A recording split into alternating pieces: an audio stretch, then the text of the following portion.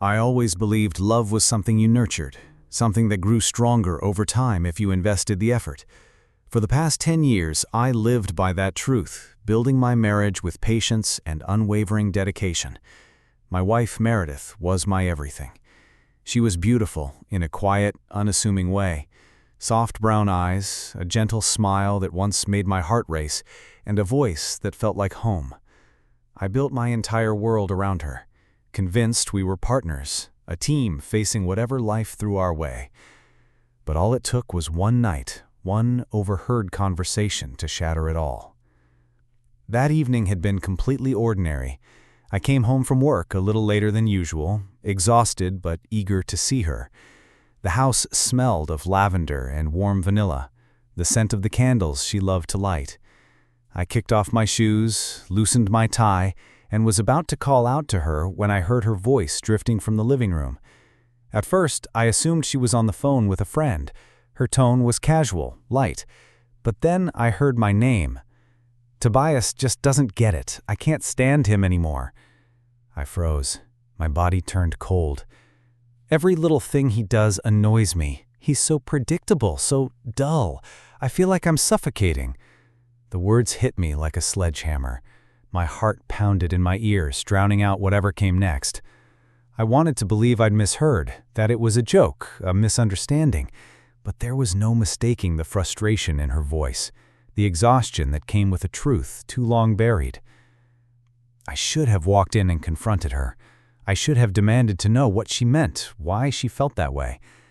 But instead, I stayed in the hallway, hidden in the shadows, gripping the doorframe as if it could hold me together.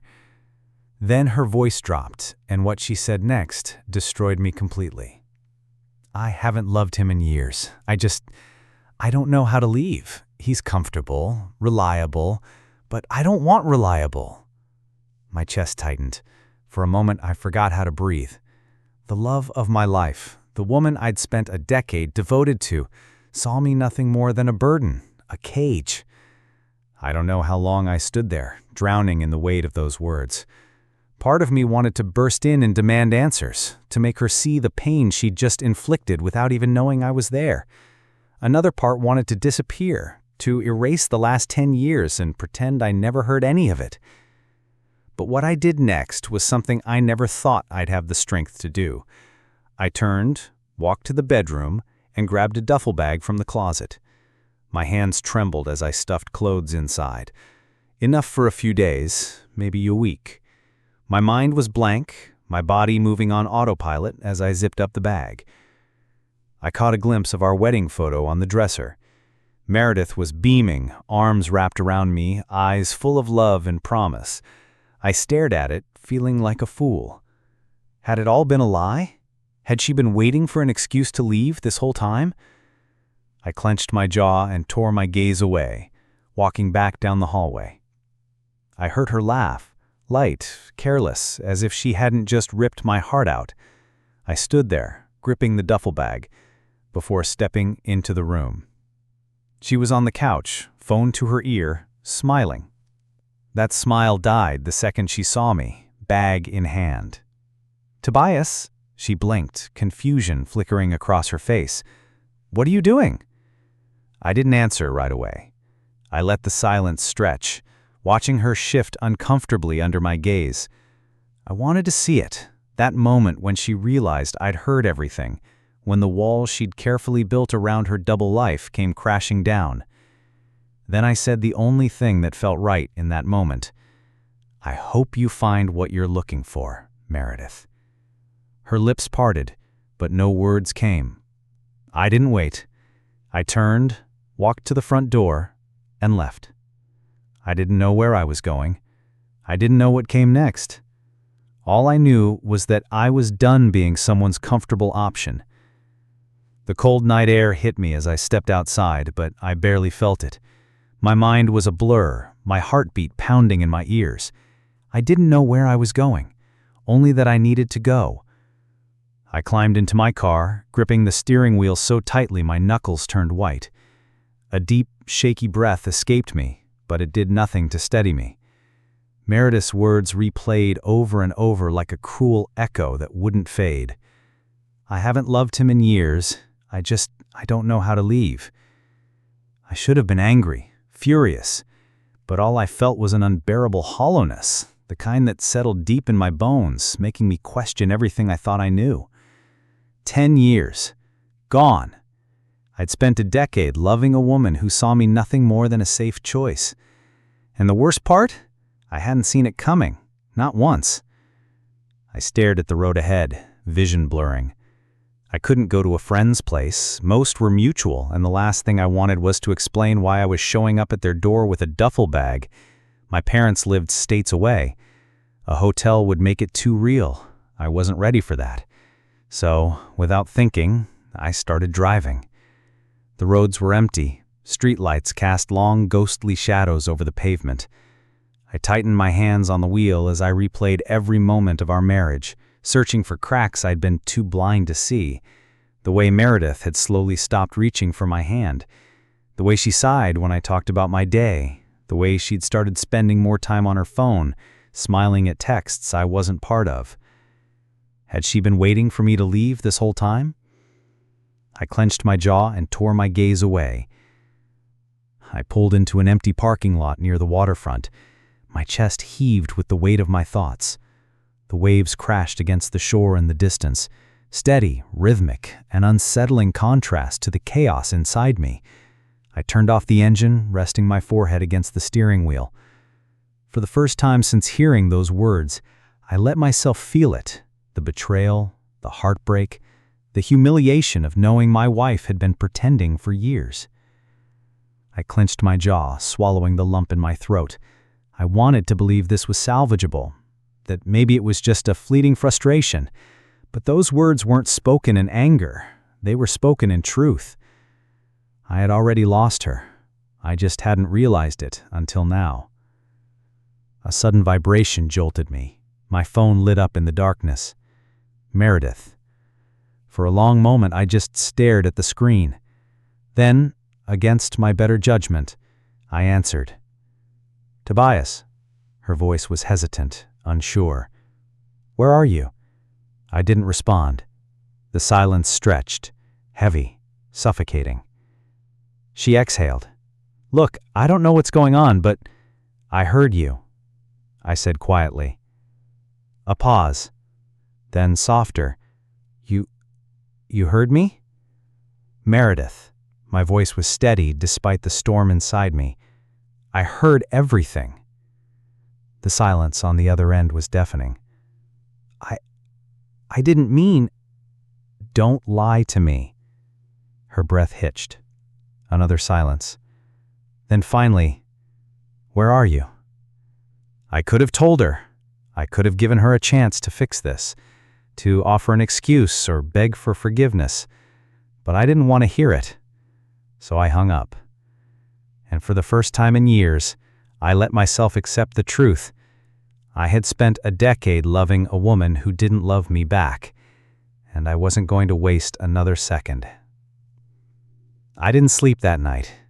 After hanging up on Meredith, I just sat in my car, staring out at the dark ocean stretching endlessly before me. The waves crashed, steady, relentless, oblivious to the storm inside me. My hands still gripped the steering wheel, knuckles white, body rigid, like I was bracing for impact, even though the wreckage had already happened. At some point, I checked my phone again. 8 missed calls, 3 texts. The first, Meredith, where are you? The second, Tobias, come home. We need to talk. The third, you're being dramatic. Let's be adults about this. Dramatic? I let out a bitter laugh, shaking my head. I'd just overheard my wife say she couldn't stand me, that she hadn't loved me in years, and I was the one being dramatic? She'd reduced our entire marriage to something inconvenient, and now she wanted to talk like it was a casual misunderstanding? I threw my phone onto the passenger seat and rubbed my hands over my face. Exhaustion was creeping in, but there was no way I could sleep. My body ran on adrenaline and heartbreak. My mind replayed every moment I'd ignored, every warning sign I'd chosen not to see. I'd been so blind. And yet, despite everything, I felt a strange, numb calm, like the worst had already happened, and now there was nothing left but to accept it. As the first hints of morning light crept over the horizon, I finally started the car again. I couldn't sit here forever. I didn't know what my next move was, but I knew one thing. I wasn't going home. Instead, I drove. I didn't have a destination. I just let the road stretch out before me, the miles putting distance between me and the life I no longer recognized. I passed through empty streets, the world slowly waking up around me, completely unaware that mine had just collapsed. It wasn't until my stomach reminded me I hadn't eaten in hours that I pulled into the parking lot of a small diner on the outskirts of town. It was the kind of place I wouldn't normally stop.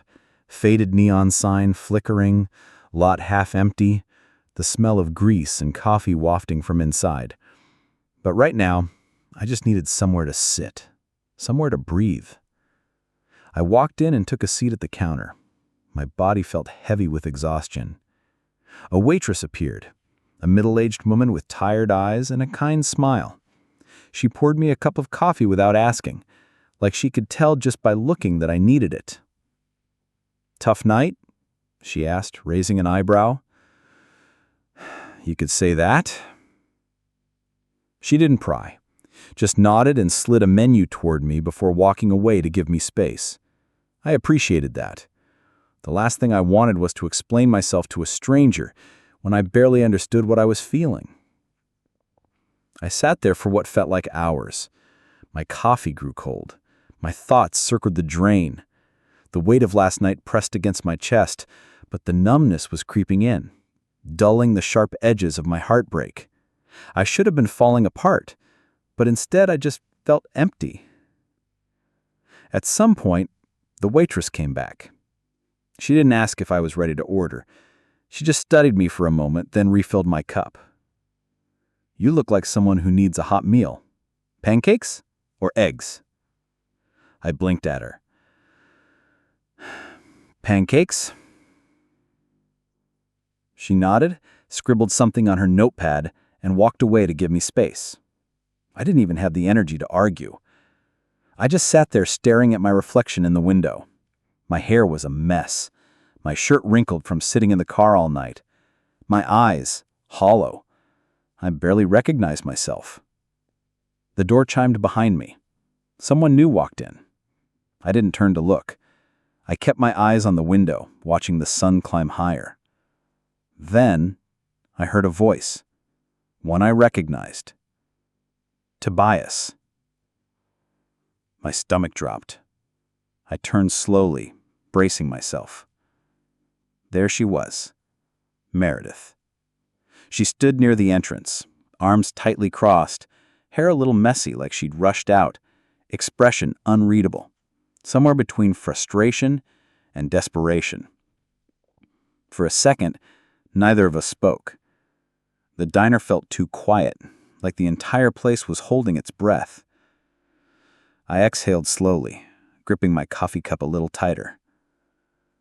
"How did you find me?" She took a hesitant step forward. "You always drive when you're upset. I figured you'd end up somewhere quiet.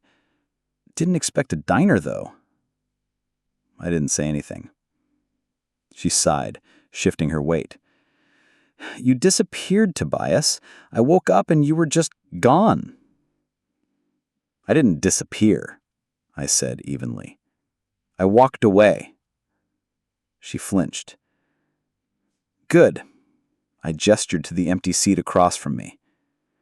"Since you're here, go ahead. Explain." She hesitated, like she hadn't expected me to actually listen. But after a moment, she sat down, folding her hands on the table. She looked nervous. That was new. "I didn't mean for you to hear that," she admitted. "I was just venting." "Venting?" "Yes." She leaned forward slightly. "Every couple has rough patches. Sometimes we say things we don't mean in the moment." I tilted my head. "How long has our rough patch been going on? Her lips parted. She hesitated. I nodded. The answer was already clear. You said you haven't loved me in years, Meredith. That's not a rough patch. That's not something you say in frustration. That's the truth. Her eyes darted away. Guilt flashed across her face. I swallowed. The numbness in my chest cracked just a little. All this time, you've just been waiting? For what? For me to leave first? For a reason to run? No, she said quickly. I wasn't waiting. She rubbed her temples, exhaling sharply. I didn't know how to bring it up. How to bring up the fact that you don't love me anymore. My voice was quiet, but there was steel beneath it. So instead, you let me keep trying. You let me believe. She winced. I didn't mean for it to be like this. I let out a humorless laugh, but it is. The waitress arrived then, setting a plate of pancakes in front of me. Her eyes flickered to Meredith for half a second before she walked away without a word. The tension was suffocating. Meredith watched me pick up my fork. Her hands tightened into fists. So, what now? I didn't answer right away. I took a slow bite of my food, letting the silence stretch. When I finally spoke, my voice was calm. I don't know yet, but I'm not going to be your comfortable option anymore. Her face paled. For the first time since hearing those words, I finally felt like I had control again. Meredith sat across from me, unreadable, but I knew her too well. She was nervous. She was scrambling. This wasn't how she'd expected things to go. Maybe she thought I'd break down, beg for an explanation, fight to fix what was already broken beyond repair. But I wasn't playing into that. I wasn't going to be the man who begged to be loved. She opened her mouth like she wanted to say something, then she hesitated. Instead, she reached for the sugar packet on the table, fidgeting with it, avoiding my gaze. I watched her carefully. After 10 years of marriage, I'd learned to read the small things. The way she bit her lip when she was lying, the way her fingers tapped when she was holding back. I used to love those little things. Now I hated how well I still knew her. She finally sighed, shoulders slumping. I'm not proud of what I said, but you have to understand, I wasn't trying to hurt you. I took another slow bite, barely tasting it.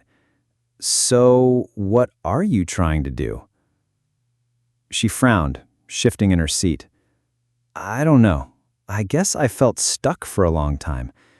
Like I woke up one day and realized I wasn't the same person I was when we got married. And I know that's not fair to you. I know I should have talked to you about it. But Tobias, you've never been good at seeing the signs. You always assume everything's fine. I stared at her. Because you let me think it was. She flinched, but didn't argue. I set my fork down, leaning forward slightly. Let me ask you something, Meredith. If I hadn't overheard you, would you have ever told me? She looked away. That was all the answer I needed. I clenched my jaw, feeling my stomach twist. I had been married to a woman who was perfectly fine living a lie. A woman who stayed, not out of love, but because it was easier than leaving. The worst part? I still didn't know if she would have ever left on her own, or if she would have just stayed miserable, resenting me until we were both too old to change anything. She rubbed her temples. I don't know what you want me to say. That's the problem, Meredith. You never do. For a long moment, neither of us spoke. The sounds of the diner hummed around us. The clinking of dishes, the low murmur of conversation, the old jukebox crackling in the background. Then she did something that caught me off guard. She reached across the table and placed her hand on mine. It was instinct to look at her. And for the first time since this conversation started, I saw something raw in her expression. Not guilt, not regret, fear. She admitted, voice barely above a whisper. "I don't want to lose you." I blinked. Of all the things I expected her to say, that wasn't one. I pulled my hand back, studying her. "You don't want to lose me, but you don't love me." She swallowed hard.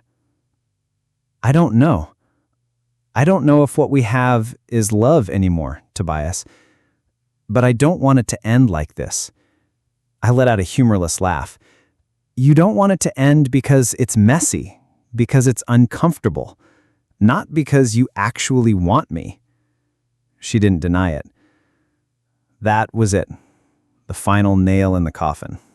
I exhaled slowly, pushing my plate away.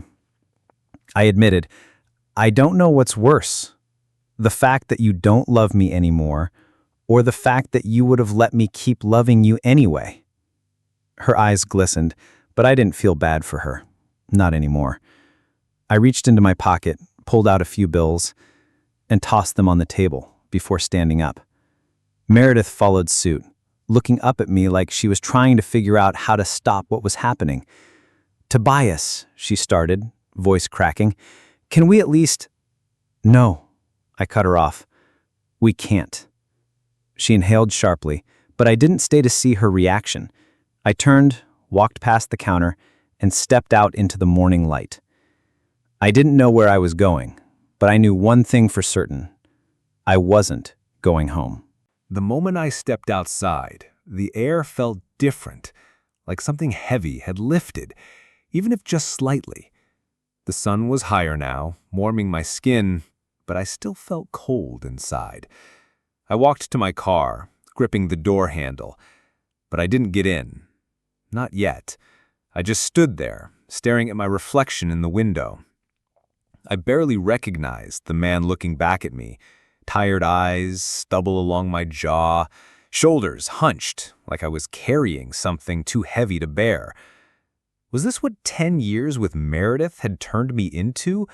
Someone so used to being overlooked that I didn't even notice when I was being tolerated instead of loved? I clenched my jaw, forcing the thought away. I couldn't go down on that road. Not now. A sudden noise behind me made me tense. Footsteps. Then her voice. "Tobias, please, don't walk away." I shut my eyes for a second before turning around. Meredith stood just outside the diner, arms tightly crossed, expression somewhere between panic and frustration. "I don't understand," she said, shaking her head. "Why are you making this so final? We can talk about this. We can figure it out." "Figure what out?" My voice was quiet, but heavy. "How to pretend for another 5 years? How to make it easier for you to stay miserable?" She flinched. Her throat bobbed as she swallowed. "I never wanted to hurt you." "You did," I exhaled sharply, running my hand through my hair. "You think this is just about what you said last night? This is about the years you spent looking at me like I was furniture. The years you let me believe something that wasn't real." She bit her lip, looking away. "No," I said. "You weren't trying to be cruel. You were trying to be comfortable." Her head snapped up, eyes flashing. "And what about you? Do you really think you were the perfect husband? That I was the only one who wasn't happy?" I let out a bitter laugh. "No, but at least I wasn't lying to you." The words hit her like a slap. Her jaw tightened. For a second, I thought she'd argue, but then her shoulders slumped, and just like that, she looked small, smaller than I'd ever seen her. I'd spent so many years seeing her as the center of my world, the person I built my life around. But right now, standing in front of her in this nowhere town diner parking lot, I realized something that should have been obvious long ago. She wasn't my world. She was just a part of it, and a part that no longer fit.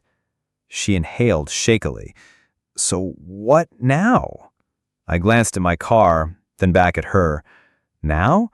I figure out who I am without you."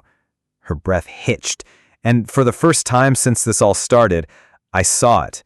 The realization sinking in that I wasn't waiting for her to fix this, that I wasn't going to let her decide what happened next. that I was done. I didn't wait for a response. I turned, opened the door, and slid into the driver's seat. As I started the car, I saw her in the rearview mirror, frozen in the parking lot, watching me. For a moment, guilt tried to creep in. For a moment, I almost let it. But then, I pressed my foot on the gas, and I didn't look back. I drove without a destination, mile after mile of open road. The hum of the engine filled the silence where Meredith's voice used to be. The world blurred past, towns, highways, trees bending in the wind. I wasn't running away, but I wasn't ready to stop either. The weight of everything settled deeper into my chest the farther I went. It wasn't just the heartbreak, it was the years of being blind, of convincing myself that love was enough, that effort and devotion could make up for the absence of passion, for the lack of truth. I had lived in a fantasy, and now that it had crumbled, I didn't know who I was outside of it. Somewhere along the drive, I pulled into a gas station on the edge of a small town, the kind of place that felt stuck in time. An old sign over the pumps, a single rusted vending machine buzzing near the entrance. I stepped out, stretching stiff limbs. The cool air stung against my tired skin. Inside, the clerk barely looked up as I grabbed a bottle of water and a protein bar. But as I walked toward the counter, someone else caught my eye. A man stood near the back, flipping through a magazine, maybe late 50s, with weathered hands and a thoughtful frown. Something about him seemed familiar, though I couldn't place it. Then, as if sensing my gaze, he looked up. His eyes locked onto mine. For a second, I saw a flicker of recognition. Then he nodded, like he knew exactly what I was going through. "You look like you've been driving a long time," he said, voice rough with age. I hesitated before nodding. "Yeah, trying to outrun something. More like trying to figure out where I'm supposed to be." He set the magazine down, leaned on the counter. "That's the thing about leaving. You don't always know where you're going, but sometimes that's the best part." His words settled over me, heavier than I expected. I paid it for my things and stepped back outside. His voice still echoed in my head. I hadn't thought about it that way. I'd been so focused on what I had lost that I hadn't even considered what I might gain. I sat in my car, gripping the steering wheel, staring at the road ahead. For the first time in years, I didn't have to answer to anyone. I didn't have to be the man who came home on time, who made sure dinner was ready, who asked if Meredith needed anything before thinking about himself. For the first time in years, I was free. That thought scared me, but it also felt good. I pulled out my phone, scrolling past Meredith's unread messages. Instead, I opened my contacts and hovered over a name I hadn't thought about in too long. Lucas, my brother. We hadn't spoken much in recent years. Life got in the way. Work, marriage, distance. But if there was anyone who could understand, it was him. I took a deep breath and hit call. It rang twice before he picked up. "Tobias?" His voice was groggy, like I'd woken him up. Then, realizing the time, he cleared his throat. "Man, it's been a while. Everything okay?" I hesitated. Then finally, "No, but I think I'm finally ready to figure out what okay looks like." Lucas didn't ask too many questions. He just listened. I didn't spill everything at once. I wasn't ready for that. But I told him enough for him to say, "You know, you don't have to figure this all out alone." For the first time in days, I let out a real breath. He invited me to stay with him for a while.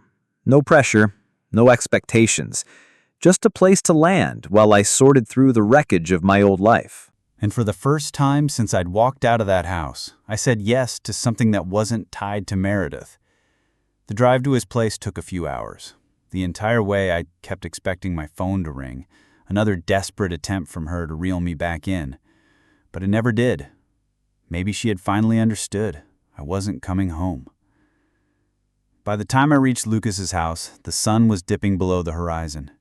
He was waiting outside, leaning against his truck, arms crossed, like he'd been there a while. When I stepped out of the car, he didn't say anything at first, just looked me over, taking in the exhaustion I knew was written all over my face. Then he nodded. "Good to see you, man." Something in my chest loosened at those words. He didn't ask if I was okay.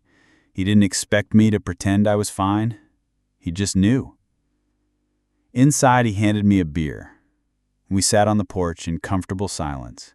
Crickets hummed in the distance. The air was warm, but not stifling. It had been a long time since I'd felt this kind of peace. No tension, no pressure to fix something, no weight of someone else's expectations pressing down on me. "Do you regret it?" he asked eventually. I took a slow sip of my drink, thinking. Did I? Did I regret walking away from the life I'd built, from the woman I loved? "No," I said finally. "I regret not seeing it sooner. But leaving? No. I think it was the first thing I've done for myself in a long time." Lucas nodded, like he understood. "Good." And for the first time, I believed it. I didn't have all the answers. I didn't know what came next. But for the first time in years, the future didn't feel like a trap. It felt like an open road, stretching wide ahead of me. And I was finally ready to see where it led. If you enjoyed this story, please give it a like and subscribe for more heartfelt and powerful stories. Your support means a lot.